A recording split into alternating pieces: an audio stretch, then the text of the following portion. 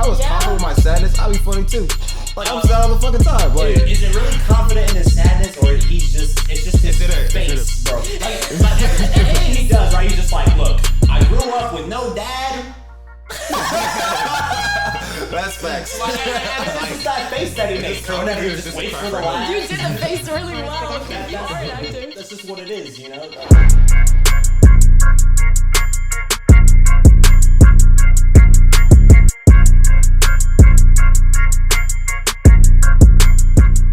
Welcome to another episode of the Next Up Podcast. Today, I'm your host, SIMANTHEFILMMAN, and I'm joined today with the lovely Jessica Taylor. Hi, I'm Jessica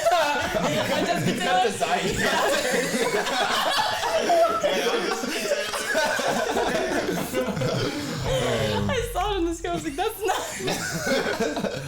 not... Y'all supposed to see that. Anyway. But yeah, this is Jessica Taylor. We all went to high school with Jess. She's an amazing talent. She's a singer, a songwriter, and a producer. So yeah, you guys already know the rest of the gang. We got my boy BLOCCO with a taco. You already know. And then we got EZRA the actor. What's going on? So yeah, do you want to go ahead and lead off with the first question? Me? Yeah. Man, well, let's start off with how many songs have you, well, maybe not necessarily written, but how many songs have you posted, whether it be on YouTube or Spotify so far? That's a good question because it always changes and then I have to update the number in my brain. I think it's somewhere around 12 now. It's definitely over 10. Okay. Nice. But with the new EP, it was like 5 at once, and then it's all. Okay. But yeah, I had I think around 10 singles, and then I released an EP with 5 songs, but 2 of the singles were on there, so that's what the.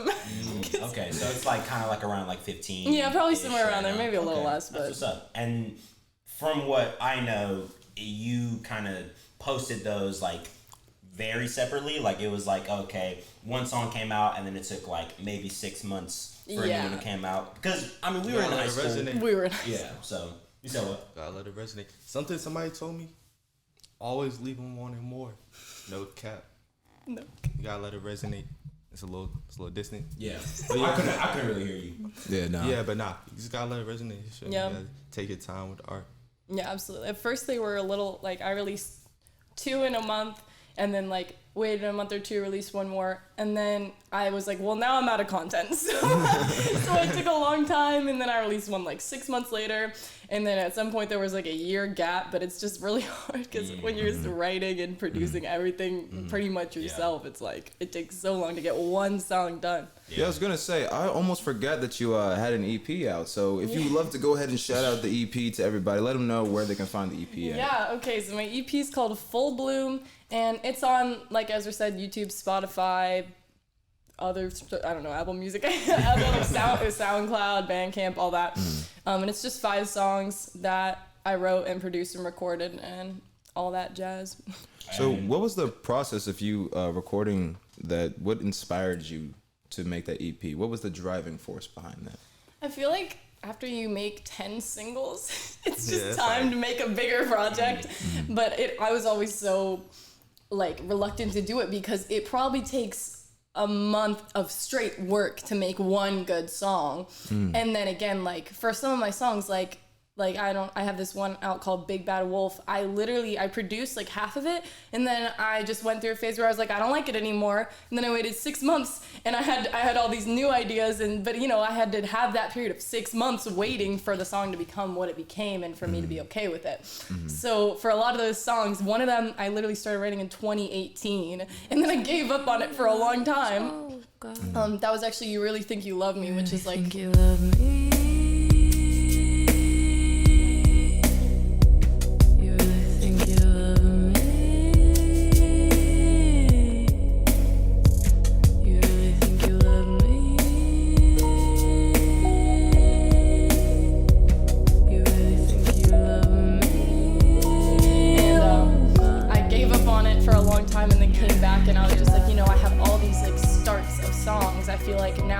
built up this kind of catalog, I can culminate it into one thing and it won't take as much time.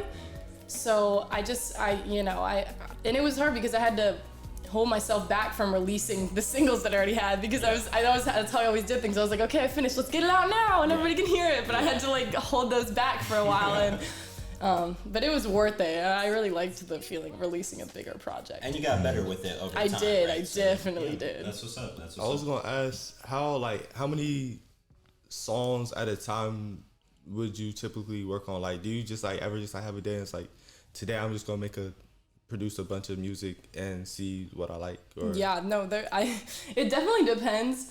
But I've had times, like during the EP, I was working on like 4 songs at once. But I'll hyperfixate on them and then like get them done. And then I'll be like, I don't want to mix this. I don't want to touch it. So I go to a different song and produce that. And mixing is my least favorite part. And my dad, who has been a musician, he was in like bands in college and he's like a really great mixing engineer, was the one who helped me learn how to mix. And he, for the EP, handled a lot of that final mixing and mastering process. So that made it easier too. Like if I had to mix and master it all myself, first of all, it'd be worse. Second of all, it would have taken another 6 months to get out. So yeah, but probably like I've been working.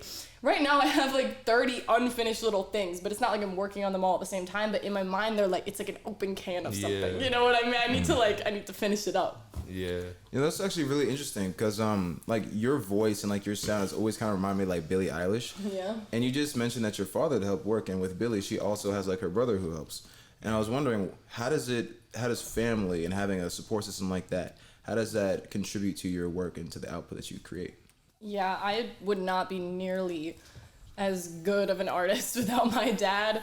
And I think that's like, it's no coincidence that Billie Eilish has that older influence who can hear, like, at first I didn't understand when he would listen to my vocals and say like, you know, this should be here, I can hear where it needs to be.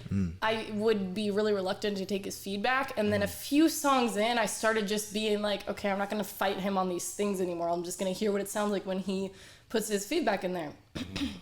And then I ended up realizing after like 3 months, I released one of this Buried.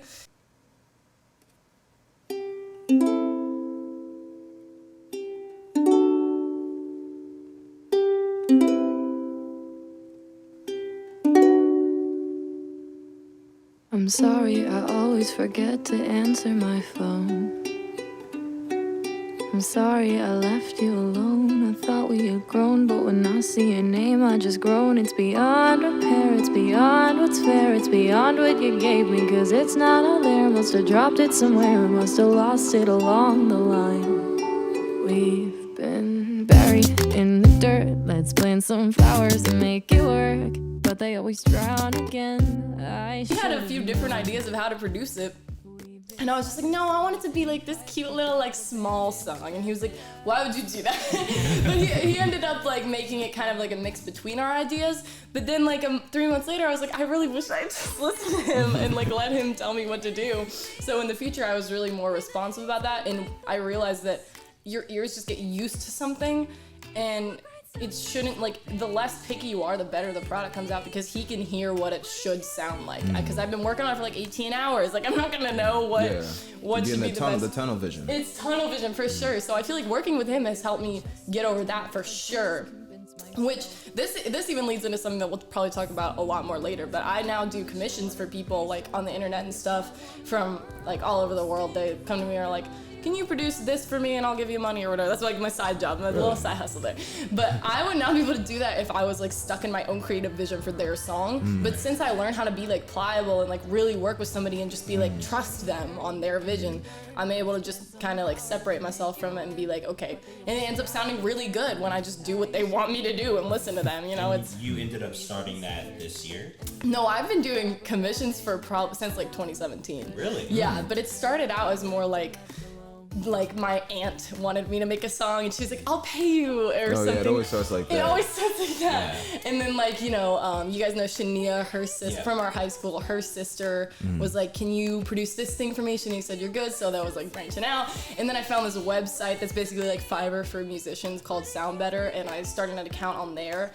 And at first I didn't get any like jobs, but then a month later somebody reached out, and then like a bunch of people started reaching out. So there's been months where I've done like 5 or 6 big projects with people, and it's like a constant thing that I hope that's what I can do if I don't become like my own artist. But then again, you've been working on that as well as working on your own songs. Exactly. Yeah, when you get that perspective, So, it's like it takes really long. Wow, you were doing a lot. It's a lot. It's a lot. I never even realized that. I was just thinking that, okay, the songs take a long time, or maybe you have like a writer's block in a sense. I do sometimes, but yeah, and I'm not gonna like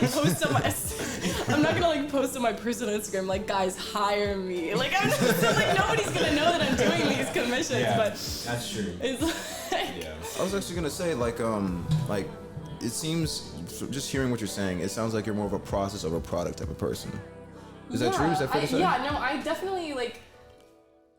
It's kind of hard to tell because the only reason I ever want to finish a song is so I can listen to it and just be like, yes, this is what I wanted. Mm-hmm. And I love listening to my music every once in a while to be like, yeah, I can't believe I made that time. But the process of like writing it and creating it up until around the mixing part, I'm like, I'm really fond of that. And the fact that I have like 30 or whatever like unfinished little snippets kind of does speak to me that I'm not like, I am more of just like I want to make something, and then I'm like, okay, now I'm bored. I want to make a different thing. I don't know. I'm the same way. Yeah, no, literally. That's why our song came out so good. Facts. Man, y'all's song was insane. Oh, yeah. Y'all gotta check out Daisy Baby. That song was... I loved it. That was a good song. I was telling Simon about that shit earlier. Like I literally made that beat in my car. Just like, I had a guitar shit, like a guitar what the fuck, melody in my head. I just started playing it. I literally brought like an interface into my car and plugged it up. Oh my god. It was a 98 Camry. So it had no Bluetooth or nothing. Like it was an aux cord to a tape. That's I plugged insane. that into my interface. I was like, yeah, that sounds good. My dad comes knocking on the door. He was like, what are you doing? That's insane. I can't believe you did that in your car. Gosh. Dang. But now that speaks to the work and the work ethic and the hustle, because like you have to do those things, you know. Like we don't have a studio. When you start out, you have nothing, so you have to work with what you have and make it something. Facts, I had no monitors. I was like, this car speaker. That car speaker was actually like phenomenal for 98. This is better than like that shit was phenomenal. That's crazy. I I was never gonna knew say that. about like the commissions. That's definitely another thing going back to work ethic.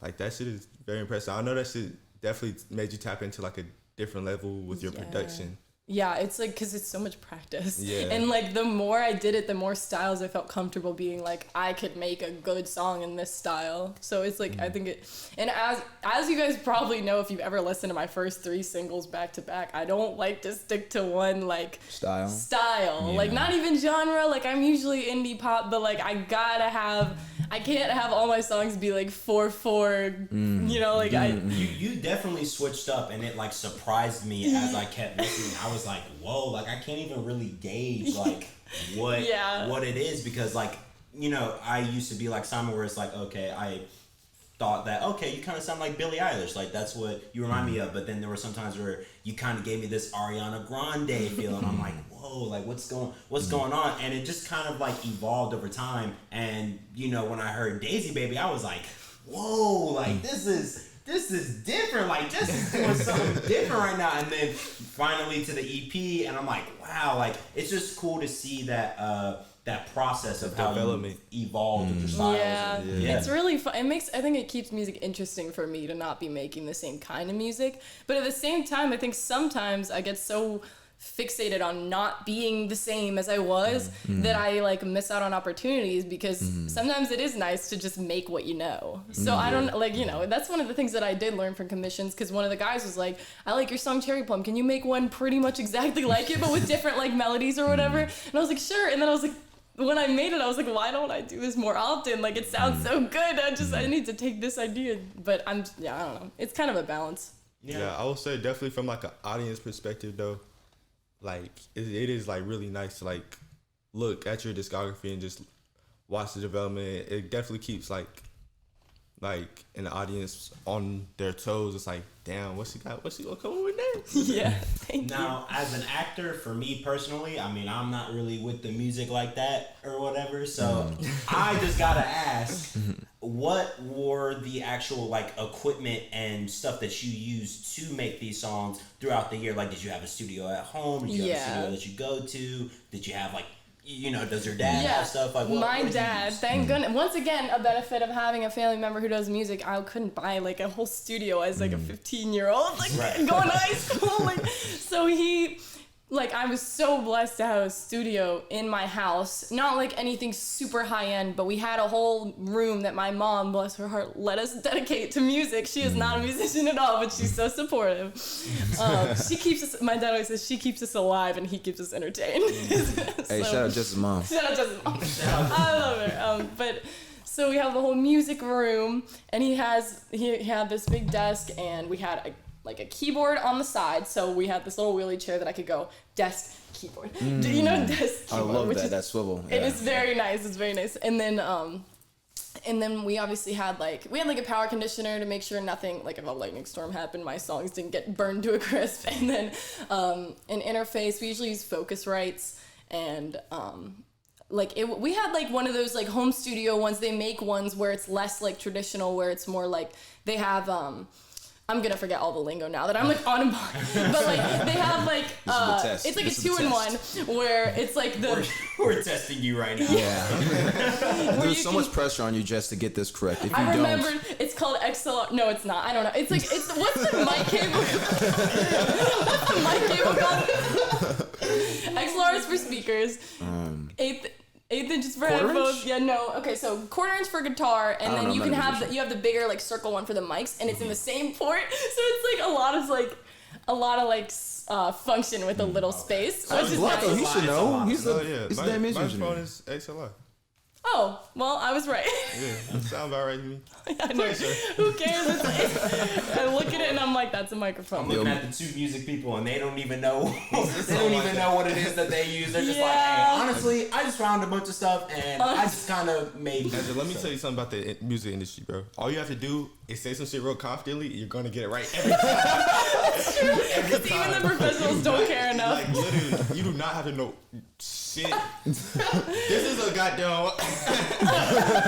Bro, I swear to God, I saw an interview like that the other day where it's like, man, like, what is it that you feel about the music industry? And he was like, man, honestly, goddamn, like, you feel me? And I was like, and then the interview was like, no. I was like, bro, I don't remember who the artist is, but I gotta find it. Yeah, It was so funny. please find that. So Honestly, like, goddamn, you feel me? Yeah, that's literally how it was. I was like, what is happening? I was dying. Like, I was like, what? Bro, I would be pissed if I ever like talked to like Spike Lee or like Steven Spielberg, like, so like directing, like, how does that work for you? And they're like, honestly, it's like, goddamn, you feel me? I mean, you think you would choke in a situation like that? You think you would be nervous? I mean, I would definitely be nervous. I don't think I would choke. Like, I would be like, Spike Lee. no. I'd be like, hey, what's up, Spike? Like, yo, it's good. Nah, I wouldn't call him Spike. Nah, bro. I know exactly what would happen. It would be too awkward because Spike is like such like a high, like, well, I would say top tier director or whatever, right? So Simon, in that moment, he would try to do like these jokes, try to do like these one-liners, and they're just not gonna hit. So he's gonna be laughing on his own. He's gonna be like, "Hey, what's going on, Spike?" I'm just thinking about Simon walking up to Spike Lee. Like, Well, I'm gonna talk to Spike Lee. I'm gonna keep it a bean with him because, like, honestly, like, it's just respect at the end of the day. Like, I feel like you can talk to anybody you want to if you have respect and gratitude, and you just keep it a bean and honest with them. You can talk and ask anything. that is so true. I heard this thing where it's like if you come up to an artist and you're just like, I love everything you do, you're incredible, they're gonna be like, what? But if he's like, hey man, I respect your work, it's like then it's like you can connect on like a human level instead of like putting them on that. Well, it's because I feel like, I mean, that's honestly a whole different conversation with how like society treats celebrities and stuff like that. Mega like, fans. Yeah, it's just but, people are insane. But the thing is, they're not even really. Well, I would say mega fans though. It's just more like a sense of they want clout, right? So it's like, oh, they go up to this celebrity or this artist that they like or whatever, but all they care about is getting that picture so that they can post it, so that they can show to their friends. Which is so so strange. Like, to me, I've always wanted something like, if I met Spike Lee or if I met Tarantino, I would love to have an inside joke with him. like I would love to like poke fun at him and be like, Pulp Fiction, wasn't that It's kind of mid. No. Like I would fuck with him like that. To me, that's a great form of showing respect because it's obvious like what they did. Obviously, their achievements are great, so it's like it's kind of mid. Respectfully. No, I was gonna say like especially something I noticed like when Kanye had dropped like for a lot of big celebrities, people aren't a fan of the actual celebrities; they're just a fan of their work, and it's kind of fucked up. Yeah, it's like you idolize this person for what they've done, but you can't respect them as an individual. Yeah, that's that's what I mean, man, and that's why there's that sense of chasing like the clout. You know what I'm saying? Because it's like, oh my gosh, I got to take a picture with this person who did this. Like, oh, this person had a song that had this amount of views or whatever. That's really all it is. I was trying to talk about that because I wanted to see just if you had the opportunity to get that big and famous or whatever, how would you want fans to approach you? Obviously you can't control a lot of stuff. Yeah. What's your... Let me start by saying, if Simon came up to me and said my music was mid, I would start crying. So don't do that. Respectfully. You assume that these artists are way more secure. No. But I think once you get to that point, you probably have been so numb to the hate. Like, there's always going to be people who hate your whatever. But I think I connect with that sentiment of just being, like, really, like, not over the top, not, like, even if you really like someone's work, just be like, your work has influenced me, like, this is cool, like, this is, this is cool, like, just being, like, a chill, normal person and not making it into something weird. I think that's kind of, like, just a common sense people thing. don't know how to deal with that, because it's I like, know. you have created something that is, like, really impactful to somebody, something that people resonate with, and they don't know how to communicate. Like, just people don't know how to communicate in general. Yeah. Like, guys, we've been doing this podcast. Before you guys have seen these episodes, we've done like 10 test runs. At the first one, I was stuttering every 2 seconds. Bro, 10? It's probably been like 20. Oh my gosh. We did a lot of test runs. Put some reps in. Yeah. We put work into this. That's what it was. That's what it took. We put a lot of hard work into it, and I mean, now look what we got. Like, we got better every episode, and so it's cool. I mean, they wouldn't know this, but this is kind of like our first real episode we've done in, like, I don't know, 3 weeks, maybe a month or whatever. We just had stuff like lined up or whatever, but we're ready to get back into it. And so we're excited to have you as our first coming back guest or whatever. Yeah. I've been excited for this for a while. This is so cool. We wanted to have you for a guest. Like you were one of the first choices we had as a guest when we started. First round draft pick. Yeah. First round. Our first round. Right, exactly. That's amazing. I love that. It's just wild that we're here right now. We have to get Max on here too. Yeah, we definitely have to get Max on here. Yeah. Should we do a whole Weaver reunion? Yes. For a podcast. Minus some people. Maybe not all of them. Yeah, when you said whole But then also, what does that mean? Like, what year? You know what I mean? Our year minus a few individuals. Right. Ooh, technically, I can't even be included. Y'all got it. Somebody's getting cut. But hey, to bring it back, I wanted to ask a question. Now, you guys were talking about artistry. Well, actually, Zaire, you said this about where people just like the art and not the actual artist. And to me, it's kind of like the artists, they make the art, and like their life, their soul is in there. So I was gonna ask, like, how do you feel about that? Like, you're giving a piece of work, a song, your all. Yeah. How does that work for you? It's sometimes the reason that it was so hard for me to take constructive criticism at first was because that was like me. And eventually I feel like I got a little better at separating myself from what I make, but it's still, it comes from me. Like, whatever sentiment I'm talking about is either really important to me or I just made it up because it sounds cool. So it's like, it kind of depends on, first of all, what song you're talking about. And I think I've become more like okay with having songs that I'm not super proud of in my discography. At first I was like, you put it out there, it's there forever, but some people get enjoyment out of it, and like that's all that really matters. Like that's why it's out there, because some people like it. So I don't think I even have to like all the music I make after. I wouldn't put anything out that I really didn't like, but I think it's like definitely a little piece of me, and I feel like I'm genuine in a lot of my songs in a way that I wouldn't be genuine with people in person unless I really trusted them. And I think that's like a really special thing about listening to someone's music, especially when they write and sing and produce it all themselves. Like when they put all like 100% of the work into it, rather than, I mean, when you go to a studio and get your song that you wrote produced, it's still the same way where it's like, this is me, but it's also, when someone comes to me to get their song produced, it's a little bit of me in there too. But it's just like, you know, it's, so all of my songs I did, my dad has looked at them and been like, here, we could change these few things to make it better. So it's a little bit of me, it's a little bit of him, his ear in there too. But like sentiment is usually all me. And then like the musical just feeling of it is like a mix of everyone that I've ever listened to. My dad's opinion, my friend's opinion, whatever they say. Like, I don't know. Yeah.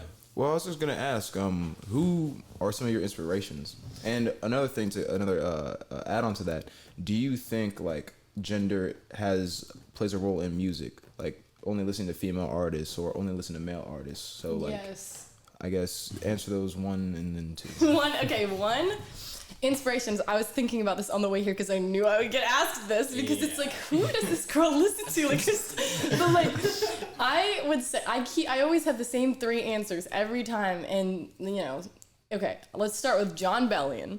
Ever since I was in like 8th grade, I became obsessed with John Bellion, and so did my dad, which is a big thing because we both loved his music. We shaped mine a little bit around his, and he's just kind of like, he's the more I distance myself from, like, cause you know, he only has so much music you're not gonna listen to forever. Well, hold on, could you describe who John Bellion is? I was about have no to. So idea. he's this producer. He produces all his own music. He writes all his own music. You probably heard his biggest hit is low, low, low, low, low, low, low, low, low, low, low, low.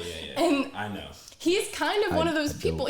All his songs are kind of like, hey, I'm the greatest or something. Like he's kind of way not humble, which is, but in a way I'm like, okay, I respect it. But he does all the voices, and he makes like instruments out of his voice, which I really respect, because that's like a technique that I have, you know, come to love. That's pretty cool. And he writes all his stuff, and he's just like very about the creativity of it, and like, so I really respect the way he does that, and he just makes good songs. Yeah. So that was my number one. And then I found SAMIA through Cameron, who goes to our school, who's also a great artist, and she's like very like in that indie rock. SAMIA is less pop, more like indie rock kind of alternative.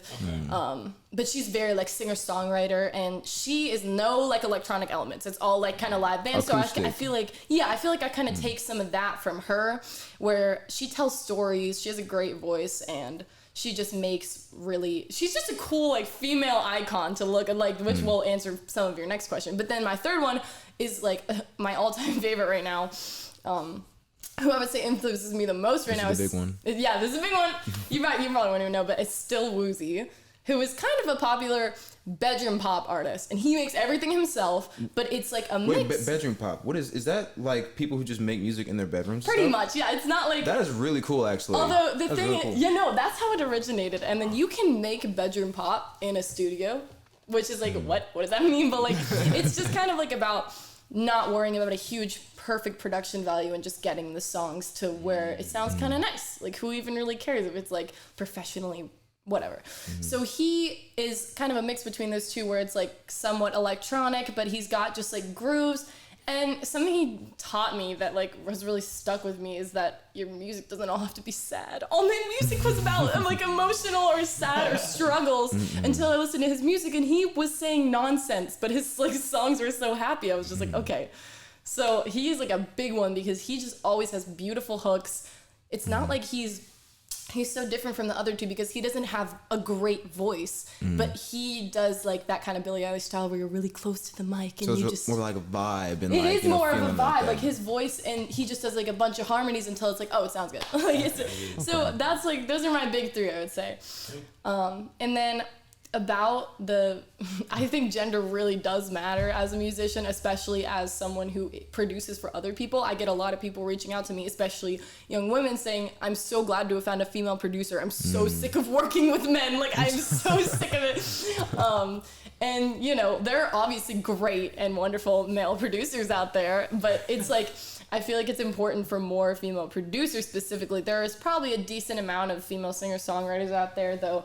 It's like different. It's if you're a female, you're gonna connect a little more with another female. I feel like. I mean, but you know, that's not always true. But for me, it's like personally, it's kind of special when I listen to SAMIA's music. I can hear myself in her, and they talk about different things. Like they can talk about what it's like to be a female and how that influences them. But you know, sometimes it's not related at all. So it's, That's actually really fascinating. I mean, it totally makes sense because, like, you know, just like people in general already have like different unique perspectives, and it's kind of like exactly. I was kind of attribute to like being black and being white or whatever. It's like there's just certain things where it's like my day to day, like it's just so different. Like you can do as much as you want to like create like a good environment, but still at the end of the day, there's just certain things where it's like you can't really cross that barrier. Yeah. Now, slightly off topic, but kind of on. When Simon asked those two questions, it reminded me of the skit that RDC World made. Like, just last night? About like the interviews and how they try to like set people up for bad. It's like, so like, what do you think about the whole like gender thing going on right now? And they're like, I mean, honestly, gender gonna do what it's gonna do. Like, that was so funny. You literally like gave two back to back that I was like, if she says anything wrong, I know. I was mad. Well, no, she can't say anything wrong. That's It true. was a setup though. No, it was a setup though. I'm just saying, I saw that, but also That's so funny. to bring us back a little bit, it's funny how, you know, Simon said that he was relating like race and stuff like that when it comes to music. I was personally relating what you were saying about music to, well, also acting and stuff, like how you were saying about like, okay, you make the different songs and you don't necessarily have to like everything that you make or whatever, but it's not for every audience or whatever, right? Yeah, definitely. Like you make it for the different styles, you make it for the different people or whatever. And I related that to characters, you know, like I don't necessarily have to look back on everything that I played and be like, well, that was as good as this one, or you know what I'm saying? It's just one of those like, okay, I got to mess around with these different types of things and different types of styles, and some people may like it, some people may not. It's not for everybody and stuff like that. And I thought that was interesting how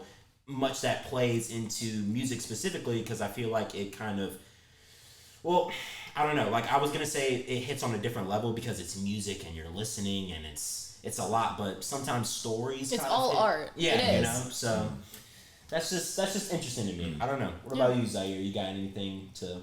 I mean, off of that, I was gonna say, like, I guess this kind of ties back into what we were talking about earlier with, like, when you create something, like, you put yourself into it. Like, with music, a lot of, like, the best art is, like, when artists tap into, like, the most vulnerable versions of themselves. So, I don't know. I guess it does make a lot more sense thinking about, like trying to get constructive criticism. I'm like, damn, like this is me. Like, how you criticizing me? Like, this isn't my work. This is me. Yeah.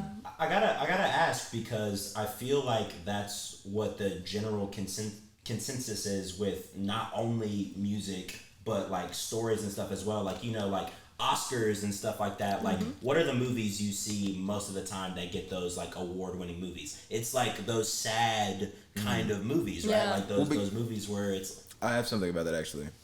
Go ahead. Because it's like what we're talking about. We're also gotta remember the business side of things. That's why it's important to like grow out of like on some business shit. It's important to grow out of that that like, yes, this is me, Like, it is still important to have it as crucial, because yes, it is you. It is coming from that. But at the same time, we live in a business world. Things are business, money. Right. So what you're saying about the Oscars and everything, like that, the only sad movies really work is because we all know sadness. It's very easy to convince sad, because we've all been sad before. Right. But like if you have a very specific emotion, it's hard to make a movie about that generally can be generalized for millions of people, and that people can like, yes, I really get that, you know. And it's really hard to be the juggernaut of a new emotion. So that's why, like, tying back to what you said about bedroom pop, that's why I really like new genres and stuff, because like you are championing that new thing, that new wave, and that to me like has the biggest amount of respect, because that hasn't been done before, and that's that's very risky to do. So yeah, to answer your question. Well, let me ask, because you said, okay, since you know everybody's felt sadness, do you believe that at least at some point in their lives everybody has felt happiness, and then a movie can be done and be, you know, top movie because of that? You know what I'm saying? I say yes, but also go back to the business thing. This might hurt my chances of getting an Oscar, but I do believe those awards have been bought for and paid for. Like, I think they have been. So you think it's just more like what are those things called, like an auction? Yeah, I was just gonna say. Is that what it's called or whatever? Where it's just like, sold. You know what I'm saying? Like, just whoever is the highest bidder gets the. I mean, maybe actually. Like, I know it's definitely it has like you need a lot of money, so that would make sense if it's like a bidding auction. But yeah, I think like if they do want to, you know, have a happy movie and let that, you know, ring the day, then sure, yeah, I think that will win like Best Picture. But I think it's just a lot harder to create something good that resonates with people when it's just happy the whole time. But like there's like, have you guys ever seen Ghibli films, like Studio Ghibli, like Totoro, Ponyo, Spirited Away, that kind of thing? Ooh, Spirited Away. I think I've seen that. Not that they're not like they have so much emotional depth, but they don't like the. Wait, what films were these? I'm writing it down. Totoro. It's right. actually called My Neighbor Totoro. Ponyo, Spirited Away, Kiki's Delivery Service. They all tackle issues, but like they are so like they don't have a villain. That's the thing. Like, and that like really impressed my family when we watched the movies at first, because they were like, they don't have like the villain is just people learning things about themselves. Like, it's not. So it's just the conflict is more so internal. Right? But then I'm thinking, like, if you have a happy movie when all your characters are just happy, it's not gonna be a movie. There's no plot, to be fair. So like, unless it's just like a comedy, which those movies do get awards sometimes, but then people don't take them as seriously because they they're funny. Because they're funny. So I don't know. I mean, like. Relatable doesn't mean good, is what I think. Just because people have been happy before doesn't mean it's going to be an interesting movie to watch. You kind of have to tie something else in. Well, does that include sadness as well, you would think? Yeah, I mean, there are tons of bad, sad movies. Because they can be cheesy so fast. Yeah. If you don't relate to the character, or it's something that's been done a million times, you're going to be like, their dad died. Okay, I'm sorry. Like, you know, like you know, I mean, you're not wrong, but it's like, a funny way to put it. Yeah. You're not wrong. You know what? Like, there are some that do it so well, but it's like about the writing and the characters themselves, if they're complex. My whole family died. It's like like all those dystopian novels. Like, you don't look at The Hunger Games now or like Divergent or whatever and be like, that's so sad. Like, you're you know, because it's kind of cheesy. That's why it's cheesy. Right. That's why I've never really liked. I like anime. Don't get it wrong. Like, okay, wait, no. I'm about to talk about some anime. Okay. No. Like, I like Attack. You know Attack on Titan, right? Yeah, of course. All right, so Attack on Titan, I love that. It's new. It's like a roller coaster of emotions and discovery. But he did. Yes, I'll give you credit. But the other animes, shit. No, you've only watched like 3. I don't have to watch more than them to understand. That's like the whole trope's like, oh, my entire family died. You're now my best friend. We must go in battle. Like, bro, like that's just. You've only watched 3 though. You've only watched 3, and the ones you've watched are shonen. So yes, they all fit that trope. Shonen. Wait, what's shonen? Shonen is because in Japan there's a thing called Shonen Jump, and what that is think about that as like the main company, and they kind of like pay the studios or whatever to make these specific mangas adapted into anime or whatever, but they all fit a certain trope. I think shonen in and of itself means like young kid that's like aspiring to be the greatest thing. Thing. Exactly, okay. And so they have those common tropes or whatever, where it's like, okay, they have the rival or the deuteragonist and like all this or whatever. Deuterogonist means Deuterogonist typically means like best friend of the protagonist. Oh, right. So Is it's that like a Japanese kind of like term? side main character. Is that Japanese? No.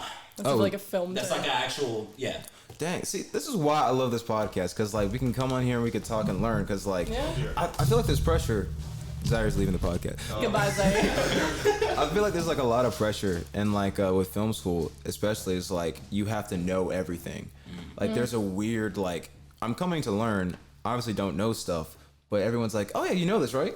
Yeah. You know this, like. I've heard that's how music school is too, when it's like a big school like Berkeley. Like mine is different. Luckily, I go to a college where music isn't the thing. Like it's got a bunch of different, and I'm just in music. Yeah, thank goodness though, right? Yeah. I mean, well, what is, because you said you go to George Mason in in Fairfax, Virginia. And what is their what would you say is their like main thing? Right, I couldn't tell you. I feel like, I don't even remember because I toured so many colleges, and now I'm just like, well, I go there for music, so that's it. But they definitely have You've been there for a whole year. You don't know. Yeah. Oh, you know what their main thing is? They're right next to DC, so it's like majors or like conflict analysis, that kind of thing. I see. Government, whatever. But there's also a pretty decent music school there. But I really am glad I didn't go to an only music school because I just couldn't, You would have been like, whoa, Jess. I know. You didn't? Nah. Like it's like one of those like college. You know 4-6 measures? It's gonna end up like Stranger Things bullies or something. Oh my god. Whoa, you're telling me that you didn't have at least $1 million A loan? You didn't have a small loan of $1 million?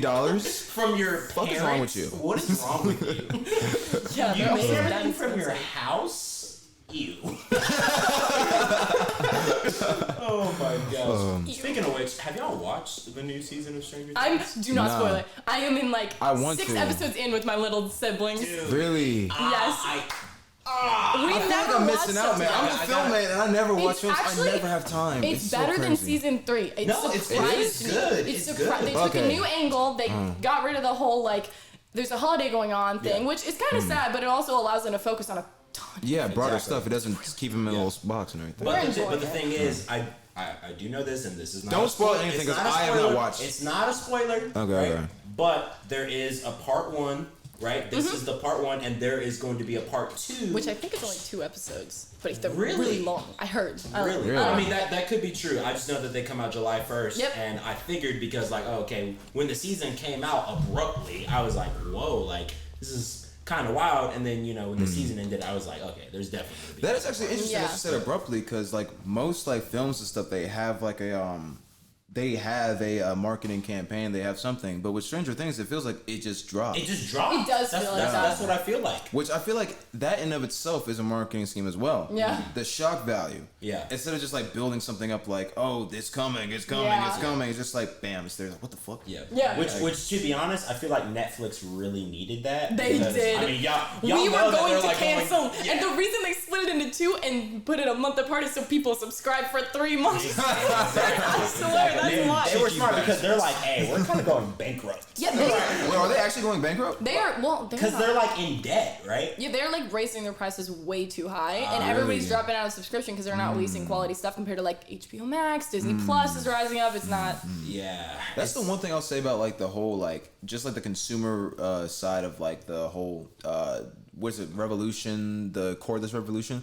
It's like now there's so many streaming providers that's like it's more expensive than cable. Yeah. And it's so It is. it's so fucking annoying too, especially Hulu. Hulu pisses me the fuck Hulu off. is the worst. Bro, like how the fuck do you have this platform but I have to pay for everything even though I have a monthly subscription, and it's like the shit I really want to watch, I have to fucking pay. And they fucking, it's an algorithm. I'm telling you, they fucking know I want to watch this shit and they put it behind a paywall. And then it's the I swear to same God. ad over and over every. Yeah, exactly. Then you have to pay for a premium so you don't get the It's ads. so Yeah, it's- stupid. Oh wow! I didn't even know that was a thing because I was using my uncle's password on his Hulu for like Allegedly. years.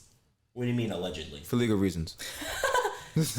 Allegedly. Allegedly. Anyways, so I was using that for a while, right? And so I literally never had ads. And then I got to college and I saw that my roommate was watching Hulu and that he would get ads. And that was the first time I found out noticed that it had ads. That's that tragic. Hulu had a premium. Yeah. Like I didn't even know that was a thing. Like I saw he had ads. I was like, what the fuck? I was like, what? This is Hulu? like, what happened? That's so weird. And now I hate it. That's so annoying. Yeah, but it is what it is. I personally haven't had to pay for it, so I'm living the dream. Allegedly. But Yo, we are never getting a Hulu sponsor or Netflix. no. They're gonna find this episode to be like, yeah, y'all talking that shit? Y'all talking that shit? Oh, y'all sharing passwords? Oh, word? No, it's like that. Oh, we flipping the You're the reason we're broke. Oh, it was you. Oh my gosh. Anyways, we kind of flew like way off, but Yeah, I'll leave for 2 seconds. Like, I was like, what the We're talking about Stranger Things. yeah, we was talking I about. didn't even watch the last season of Stranger Things. It's good. That's what we were saying. I should watch the season before that. That one wasn't as good. The third season was. It wasn't bad. It wasn't bad, but it But- was okay. This season I would say is really good because I feel like. I mean, I'm not. Don't spoil Yeah, it. Don't spoil it I'm not now. gonna spoil. But I'm Don't just spoil saying, it. I do think that this is the best villain that we've had so far. And Running Up That Hill has been stuck in my head all morning. Yes. Okay. Yes. I mean, not this morning, but when I was. Yeah, no, like watching it's like it, playing right it now in my definitely head. stuck. I just Yeah. realized. Yeah. Hey, I got a question. So on like the Stranger Things, because like that kind of just like it happened, right? And like everything's just kind of happening right now. I wanted to ask about like college and everything. It feels like so much is happening in 1 year. Like I swear I went through like 5 different arcs I know. in one freaking year. Like Arcs. so how do you relate that to your artistry? Do you like take that as motivation to go and write stuff and to create? Or do you just like let that happen and deal with it and then kind of like Right. do later? I like for the first maybe 6 months of college, I was like, why can't I write any music? Like I just could not get acclimated. But it was, it's like the biggest change in your life up to this point. But then, like, since I went to college for music, I was really lucky that my classes were like, okay, you gotta make something. So I kind of got slowly back into it, and I brought my own little, like, even smaller dorm setup to college to make music on. And by the end of the year, I was, like, working on music every night. Right. So it's, like, I do take inspiration from that, but also the older I get, the less, like, dramatic I am. So it's almost like my song inspiration has to come from different things. And it is kind of, it's, like we were talking about this whole podcast, it's harder to write when you're happy. For me, at least. Like, if I'm, like, sad, I write because it makes me feel better. But if I'm happy, I'm like, well, why don't I just go watch Netflix and watch Stranger Things? Like, Would you say that happiness is like you're fulfilled, so there's no reason to try to like fill it up? At some point, that is what happens. And I have had to deal with that ever since, like, I don't know. A lot of my inspiration early on for writing music when I was in like 4th grade was I was like boy crazy. I was so obsessed with romance. And then I got a boyfriend who you all know. And I was like, well, now I'm happy. I don't need to write. What are you gonna write? Like, shout out Hayden. No, that's funny because like I would hear your music and it like talk about the whole like love thing. And, I know. Like oh my gosh, I can't believe you treated me like this. But then I'm like, whoa. Yeah. Like, cause you automatically like think like, oh my gosh, like when it's an artist singing and they're talking about somebody, they're like, hey.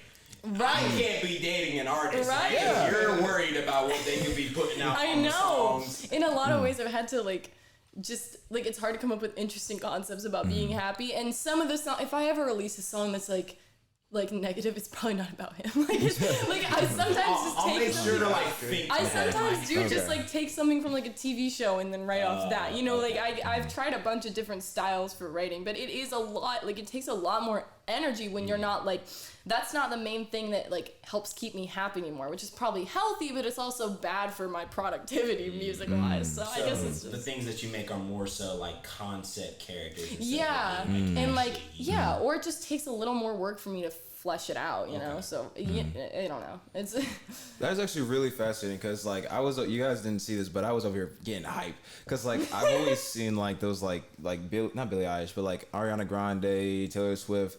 They make a song about a relationship or something. I'm like, but they're in a relationship. So I'm like, yeah. what? Taylor finna drop that Hayden diss track. Nah. So when's the drop? I'm playing.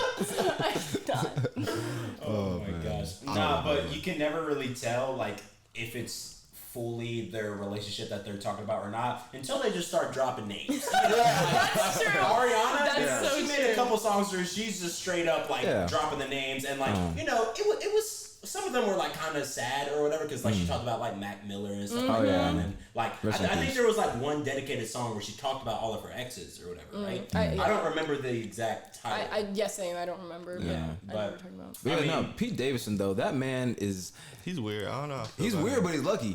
Like man, got on SNL. The man's not funny. He's just confident with his sadness. Like if I was Yeah. confident with my sadness, I'd be funny too. Like I'm sad all the fucking time. Like Dude, is it really confident in his sadness, or it's just his face, bro? Like everything he does, right? He's just like, look, I grew up with no dad. that's facts. Like, and this is that face that he makes, or whatever. He just waits for the laugh. You did the face really well. You are an actor. That's just what it is, you know. That's, I don't know. It's weird, but it's not. But yeah, no, that was whoa. That's I saw it slowly open. I'm like, I was like, whoa, somebody's here. oh, nice man. But Live audience. Yeah, exactly. but shoot, Shoot. we're almost actually at an hour. So if we want to make some final things, let's go ahead and actually to wrap things up to get us on that track. I want to ask a question. I asked this question to damn near everybody. Who do you think is winning the boxing match, Drake or Kanye? Dude, Kanye. Right? Everyone Drake? says Kanye. Like, Everyone I'm sorry, says but Kanye. like, Drake a little bitch. Hey, look, I'm gonna be honest. Like, as I say every time, that would be a crazy fight. I would pay for those tickets. do you? But have you seen the memes where Drake's like, Drake probably goes to sleep and goes. Bro, That's what I think of him as now.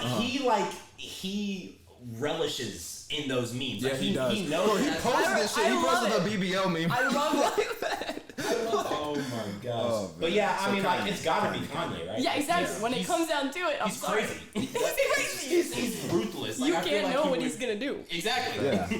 But you know, Drake, he might try to. No, he's Old gonna style. No, he's gonna get his goons. He's gonna get his goons. Oh my to do gosh! shit. But anyways, so, I did have one more question I wanted to ask. If you could be featured on any artist today, who would it be? That's a good question. That was a beautiful Because it question. changes a lot, but the one that continues, I want to do one with still Woozy.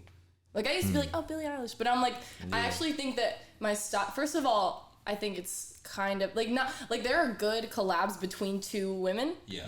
like really good collab. But I think it's kind of just works a little better when it's a woman and a man doing a collab. Like, cause then it's just like the voice registers, just in general that. But like. And I feel like it adds a level of does. like they're different enough. Yeah, no, Yeah, exactly. it's an ebb and flow. Because It's the like, reason I like SAMIA or whatever is because I feel like my voice is kind of similar to hers, or Billie Eilish or whatever. It's like I feel like I can match her style, but you don't want to match Yeah, if I you're was doing a about to say, collab. You Yeah. don't want to do the exact So same. yeah, thing. exactly. yeah. So still Woozy, it's like I would just love to be on one of those tracks and like see what's in his mind when he's making them. So that would be my answer. Still Woozy. Everybody, Hey. send this video to Still Woozy. We're Please. trying to get Jessica At him. Taylor a collab. Hey. Thank you for He's so like much for on being tour. here. Jess, it's been amazing having you on the podcast. Thank you. I honestly can't wait to do it again. So, hey, you got any last remarks? Anything you want to shout out? Go ahead, shout out. This is your time. Yeah, my music is just under Jessica Taylor. That's my basic name that I decided to For keep. Everything. Everything, For IG, it's- yeah, it's on- Spotify, YouTube, everything. All right. My Instagram is Jestay Music, JESSTAY Music. So if you don't want to search it up, my links are in that description. Gotcha. So that's the probably the We're best gonna way. That put link all is the gonna be links. right. Exactly. Right here. I already know what to do. You already know what to do. Already know. Right.